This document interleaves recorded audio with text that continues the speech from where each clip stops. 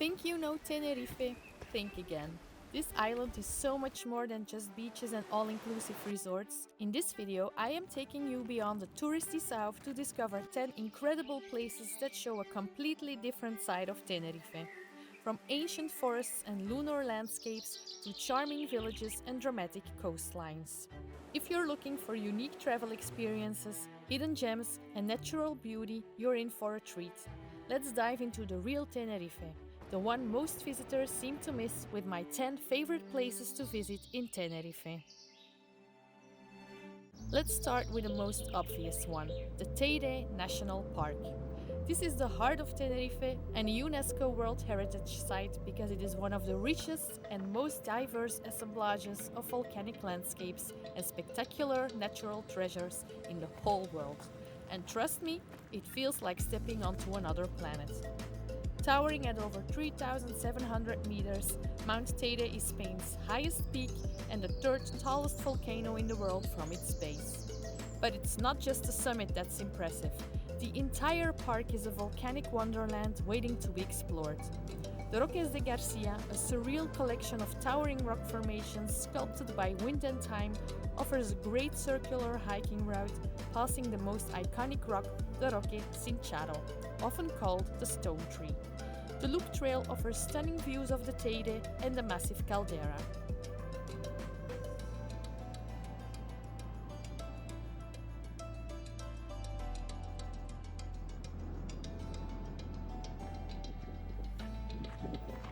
A few kilometers further down the road, you'll encounter Minas de San Jose, a vast expanse of golden pumice stone and twisted lava fields.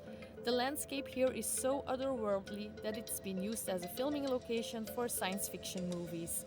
It's quite spacious and perfect for a peaceful walk or photo session.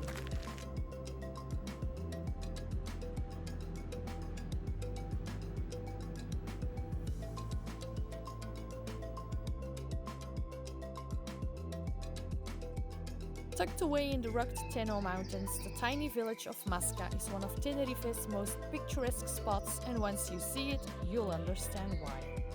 Perched dramatically on a narrow ridge, Masca is surrounded by steep, jagged cliffs and lush green ravines that plunge toward the ocean.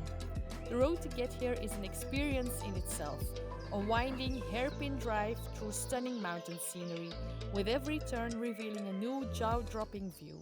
You can visit Garachico next, a small coastal town with a dramatic history and a whole lot of charm. Garachico is often called the town that rose from the ashes after it got buried under lava after a massive volcanic eruption in 1706. Instead of disappearing, Garachico rebuilt, and today it stands as one of Tenerife's most beautiful and historic towns.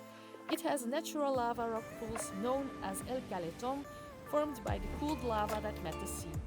Don't miss the Castillo de San Miguel, a small 16th century fortress built to defend against pirates. Wander into the old town and you'll find a maze of cobbled streets, cute houses and elegant squares.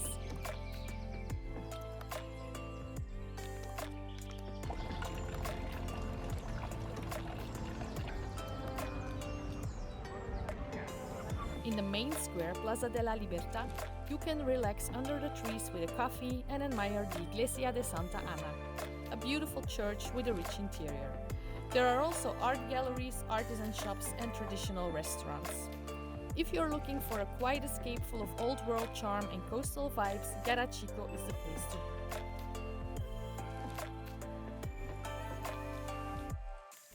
Also at the north coast, you can find Icod de los Vinos. It is famous for its centuries-old winemaking tradition, but since I don't really drink wine, I visited for its true symbol. Standing proudly in the center of town is the legendary Drago Milenario, or the 1,000-year-old dragon tree. You can view it from the plaza or step into the Drago Park for a closer look and botanical walk. We're moving further to the east and we'll encounter the Rambla de Castro. This is the perfect place for a short scenic coastal walk.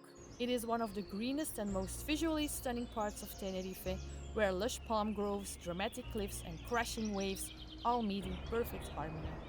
The trail begins near the Mirador de San Pedro As you descend, you'll enter a natural reserve filled with towering Canary Island palm trees, colorful wildflowers, and birdsong.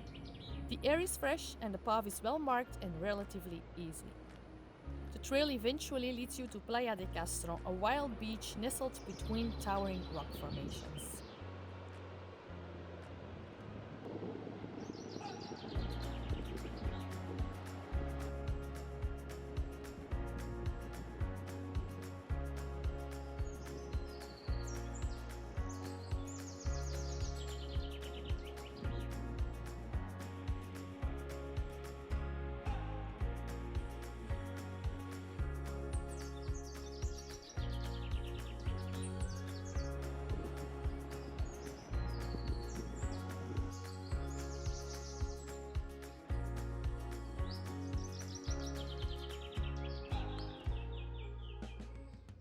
Next on our journey is La Orotava, a timeless town nestled in the green sloping hills just above the bustling city of Puerto de la Cruz.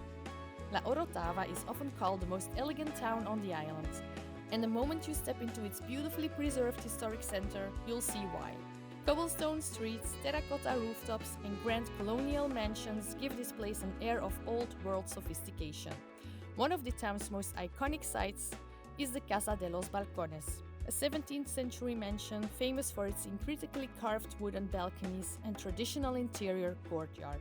It now serves as a museum and craft shop, offering a glimpse into Tenerife's artisan traditions and domestic life from centuries past.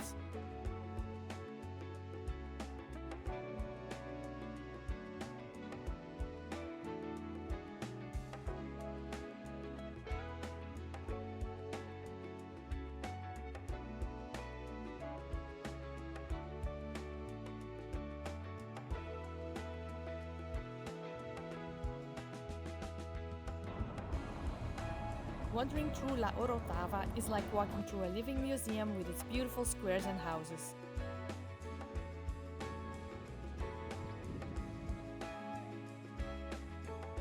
And don't miss the Jardines del Marquesado de la Quinta Roja, also known as the Victoria Gardens. These tiered French-style gardens cascade down the hillside with views over the town.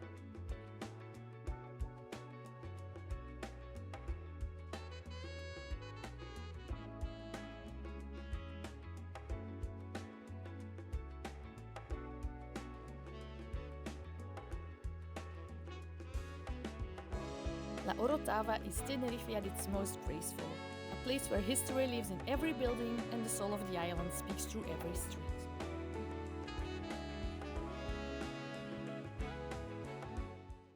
The Paisaje Lunar hike is like stepping into another world. Its route starts from the charming mountain village of Vilaflor, the highest village in Tenerife, and winds through a forest of Canarian pines, fragrant herbs, and wide mountain vistas. The trail is moderately challenging and is about 13 kilometers long. After climbing for about 6 kilometers, suddenly you're standing before the Paisaje Lunar, a surreal formation of pale, conical rock towers carved over thousands of years by wind and erosion. The soft volcanic ash has been sculpted into what looks like a series of white gurus or stone spires, rising out of the earth like something from a science fiction movie. It truly feels like you've landed on the moon, or perhaps on another planet entirely.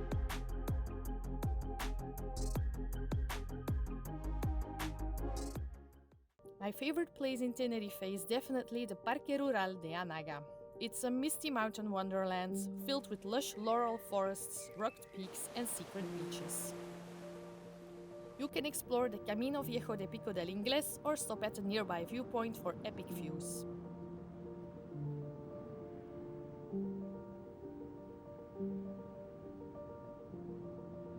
But the best activity to do in this area is hiking. You can hike the Enchanted Forest or Bosque Encantado, which is one of the oldest and most pristine laurel forests in the world. Twisted tree trunks draped in vibrant green moss, filtered sunlight cutting through the mist, and the earthy scent of wet leaves. It's like walking into a fantasy novel.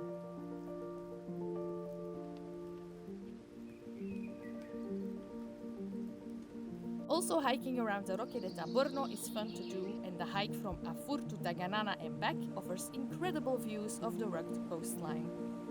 Anaga also houses some of the prettiest black sand beaches like Playa Benijo and Playa de Almasilla. More details about these hikes can be found in my previous video about the 5 best hikes in Tenerife. La Laguna is a UNESCO World Heritage Site and a true cultural gem. The town is known for its perfectly preserved colonial architecture, colorful facades, and a grid-like layout that actually inspired the design of many Latin American cities like Havana and Lima. Wandering through La Laguna's pedestrian-friendly streets feels like walking through an open-air museum. You'll pass pastel-colored mansions with wooden balconies, ornate churches, and quiet courtyards hidden behind heavy wooden doors. Dragon trees can be found on its squares. La Laguna is also a great base for exploring nearby Anaga.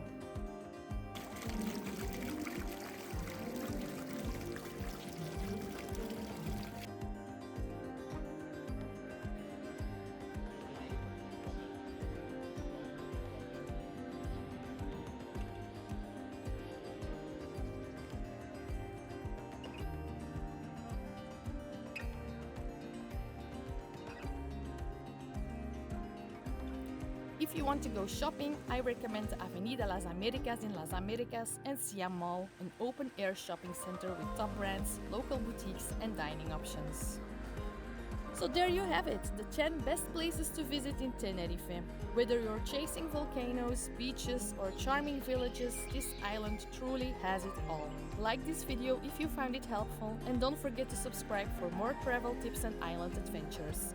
Thanks for watching and keep wandering!